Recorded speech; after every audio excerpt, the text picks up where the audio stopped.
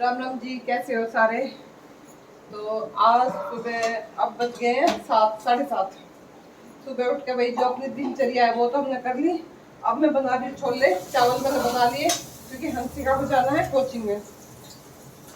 Saturday Sunday की हंसिका का full day है, इसलिए जल्दी, मतलब नहीं तो छुट्टी वाले दिन तो 10 तो बज ही जावे नॉर्मल।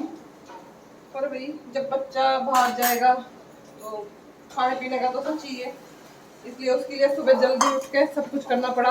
अब यानी कि संडे हो या मंडे, हमें तो रोज खाने डंडे ही लगा दो, मेरी तरह तो डंडे ही है। जब सुबह टाइम तो उठ के सब कुछ करना है, तो हमारा तो कोई संडे ना कोई मंडे।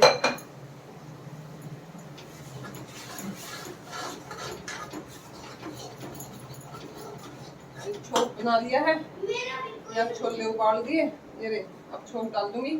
चावल मेरे बन गए, ये देखो।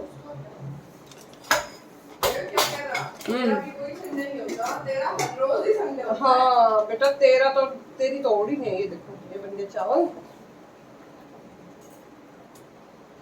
लेकिन इनसे के काम चले, आटा रोटी फिर भी बनानी पड़ेगी, ठीक है। इनसे काम नहीं चलेगा, रोटी तो मुझे फिर भी बनानी।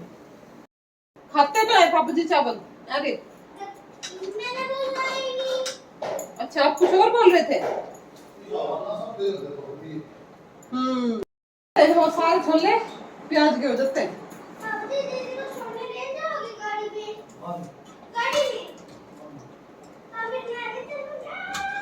तो फिर नहा धो ले बेटा, जा।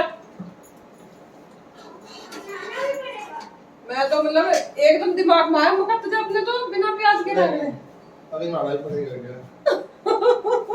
ना गोबर लगा ले ना नहावे ना, नुआ दो पहले। और बाद में बैठा जाना के बाहर लकड़ने लग जाए, मतलब मैं नहाना। आप तो ये दाढ़ी दूढ़ी पर रखते हो। ओ ए पागल, तू उठ के वो करने का कुछ तो कहीं देगा राम जी ना। ये फेर बद गया था काम, है ना।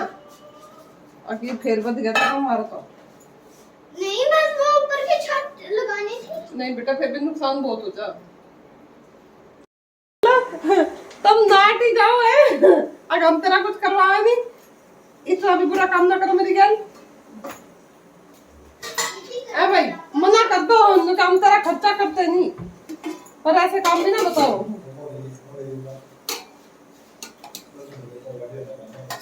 हैं?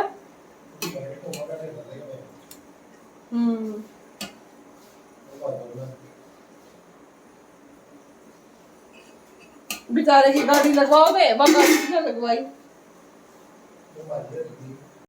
बाबू क्या कर रही है? सुबह सुबह क्या कर रही है? ऐसे खेल रही हूं। देख पागल, अपना तैयार हो जाने, टाइम कितना रहेगा। जब मैं सो रही थी तो भाई इस मूर्ख को देखो, ये सब वहाँ कैसे बैठी थी, और अब मैं यहाँ पे इनको खाना दे के हो गई हूँ फ्री। एक साइड दोनों पापा बेटा पूरा मजा ले रहे हैं छोले चावल का, क्योंकि गर्मी में चावल तो जी भरी पूरी गर्मी में काम वाम करने के बाद, दिन में फ्री होने के बाद मैं आ गई थी यहाँ पर डॉक्टर के पास, क्योंकि मुझे अपना दांत दिखाना था। मैं डॉक्टर के पास पहले भी आई हुई हूँ, बहुत ही अच्छा मतलब क्या बोलते हो। तो जी काम वाम दिन का सारा निपटा के हम आ गए थे डॉक्टर के पास। टाइम तो इतना नहीं हुआ था, लेकिन 1-1.5 घंटा फिर भी हमारा डॉक्टर के पास लग गया। हाँ जी, ये है दांतों के डॉक्टर, डेंटिस्ट। तो क्योंकि मेरे दांतों में कोई प्रॉब्लम हो गई है, इसीलिए मैंने सोचा कि आप डॉक्टर के पास चलते हैं। तो हस्बैंड भी बोले कि ज़्यादा देर नहीं करनी चाहिए, क्योंकि फिर काम ज़्यादा बढ़ जाता है। और मेरे बेटे को देखा पूरी मतलब ऐसे फैल जाता है आने के बाद, क्या ही मैं आपको कहूँ। क्योंकि अब हमें बाहर भी जाना था एक और जगह। हाँ जी, हम बाहर आए और कई काम ना पूरे करें तो ऐसा हो ही नहीं सकता। हाँ जी, अब हम आ गए माता रानी के मंदिर में, क्योंकि हमें यहाँ पर ज्योति लगानी होती है और भगवान से कुछ प्रेयर भी करनी होती है कि आप सब हमें अपना प्यार देने लग जाए। भाई इतनी मेहनत कर रहे हैं, जैसे भी हमसे मन रहा है। तो हमने यहाँ पर सबने हाथ बात धो के अपने कर ली जोत बत्ती, और इसके साथ हम आ गए थे घर आने के बाद मैंने फटाफट से अपने खाने की तैयारी करी। छोले रखे हुए थे सुबह के, काफ़ी सारे एक्स्ट्रा हो गए, तो इसलिए मैंने अपने खाना वाना तैयार करने की कोशिश की।